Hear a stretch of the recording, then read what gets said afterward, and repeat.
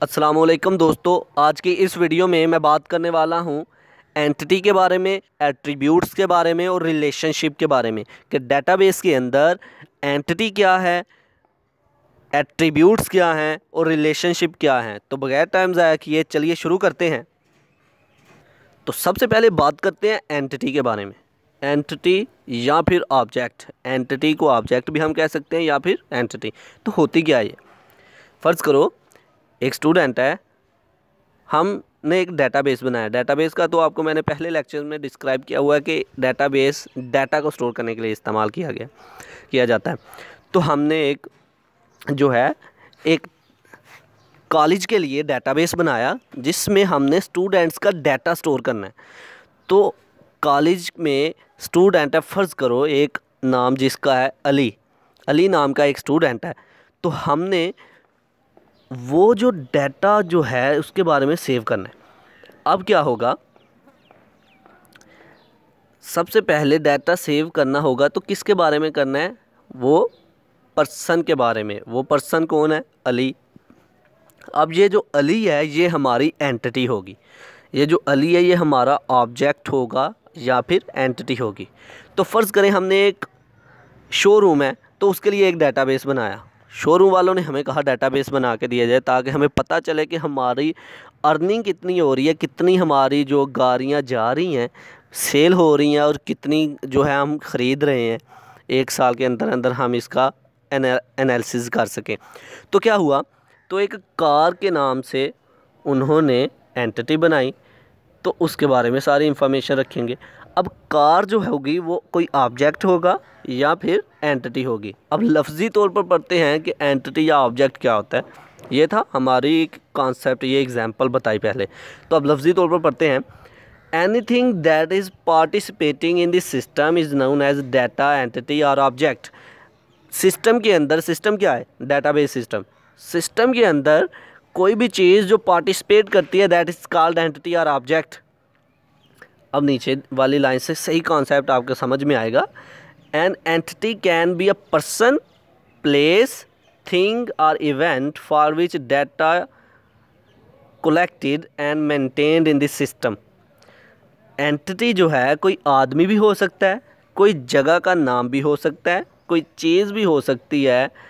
तो उसके बारे में जो हम इंफॉर्मेशन सेव करेंगे, कोई एंटिटी जो है कोई आदमी हो सकता है, कोई जगह हो सकती है, कोई चीज़ भी हो सकती है, तो जिसके बारे में हम इंफॉर्मेशन डेटाबेस के अंदर सेव करते हैं। तो ये है एंटिटी, कोई पर्सन, प्लेस और थिंग। जैसा कि स्टूडेंट्स में अली एक आदमी है, शोरूम में कार एक थिंग है, किसी पाकिस्तान कंट्री है तो पाकिस्तान के बारे में जितनी भी इंफॉर्मेशन स्टोर की जाएगी तो पाकिस्तान क्या कहलाएगा? एक प्लेस, एक जगह का नाम है, तो दैट इज़ एंटिटी। अब बात करते हैं एट्रीब्यूट की।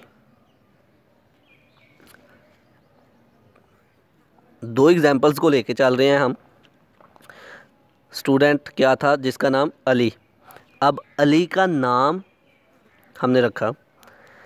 अली जो था एक एंटिटी था, ऑब्जेक्ट है। अब वो कहाँ पर रहता है, क्या उसके फादर का नेम है, क्या उसकी मदर का नेम है, किस क्लास में वो पढ़ता है, कौन सी क्लास में कितना इसका रिज़ल्ट था, तो ये सारी का सारा क्या कहलाएगा? उसका रिकॉर्ड कहलाएगा। तो ये जो रिकॉर्ड हमारा कहलाएगा, जो उसकी आगे करैक्टरिस्टिक्स ये जो होंगी ये हमारी एट्रीब्यूट्स कहलाते हैं। ये किसी एंटिटी के एट्रीब्यूट्स कहलाते हैं। अब कार वाली एग्जांपल ले लें। शोरूम में कार जो थी एक एंटिटी थी। कार का मॉडल नंबर, कार की कीमत, कार किस ईयर में जो है सेल हुई, तो ये हमारे क्या कहलाएंगे? एट्रीब्यूट्स कहलाएंगे। तो कार के बारे में जो इंफॉर्मेशन हमने सेव की है वो एट्रीब्यूट्स कहलाएंगे। बिल्कुल इसी तरह अली के बारे में जो हमने इंफॉर्मेशन सेव की है वो एट्रीब्यूट्स कहलाएंगे। तो अब लफ्ज़ी तौर पर पढ़ते हैं, the characteristics of an entity is called attributes और प्रॉपर्टीज़। किसी एंटिटी की करैक्टरिस्टिक्स वो हमारे एट्रीब्यूट्स या फिर प्रॉपर्टीज़ कहलाती हैं। एन एंटिटी में हैव मैनी एट्रीब्यूट्स, कहता है कि एंटिटी के बहुत से एट्रीब्यूट्स भी हो सकते हैं।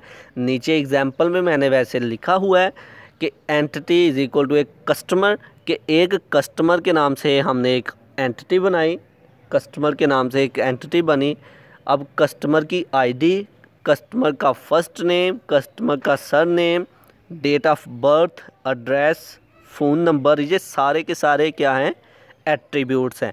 कि एक एंटिटी के बारे में जो हम इंफॉर्मेशन सेव कर रहे हैं दैट इज़ कॉल्ड एट्रीब्यूट्स। तो एंटिटी की आगे जो करैक्टरिस्टिक्स हैं that is called attributes.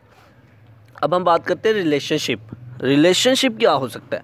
Relationship नाम से आपको वाज़ेह है कि दो एंटिटीज़ के दरमियान में जो रिलेशन पैदा होगा, जो ताल्लुक़ पैदा होगा, जो रिलेशन होगा दैट इज़ कॉल्ड रिलेशनशिप। दो एंटिटीज़ के दरमियान में या मुख्तलिफ़ एंटिटीज़ के दरमियान में जो हमारा रिलेशन होगा, जो हमारा ताल्लुक़ होगा that is called relationship. A logical connection between different entities is called relationship।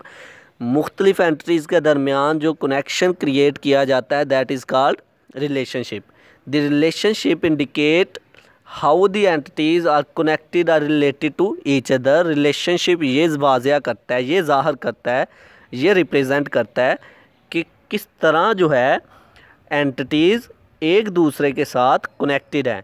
Relationship ये वाज़िया करता है, ये ज़ाहिर करता है, ये रिप्रेजेंट करता है कि किस तरह एंटिटीज़ एक दूसरे के साथ कनेक्टेड हैं। जैसा कि मैंने नीचे एग्जांपल में लिखा हुआ है कि मदर और चिल्ड्रन, मदर का चिल्ड्रन के साथ किस तरह से रिलेशनशिप बन सकता है। मदर के बहुत से बच्चे भी हो सकते हैं लेकिन मुख्तलिफ 2 या 3 बच्चों की एक ही माँ होगी। That is the relationship between different entities. तो ये था आज का हमारा लेक्चर जिसमें हमने बात की एंटिटीज़ के बारे में, एट्रीब्यूट्स के बारे में और रिलेशनशिप के बारे में। आई होप कि आप लोगों को मेरी ये वीडियो पसंद आई होगी।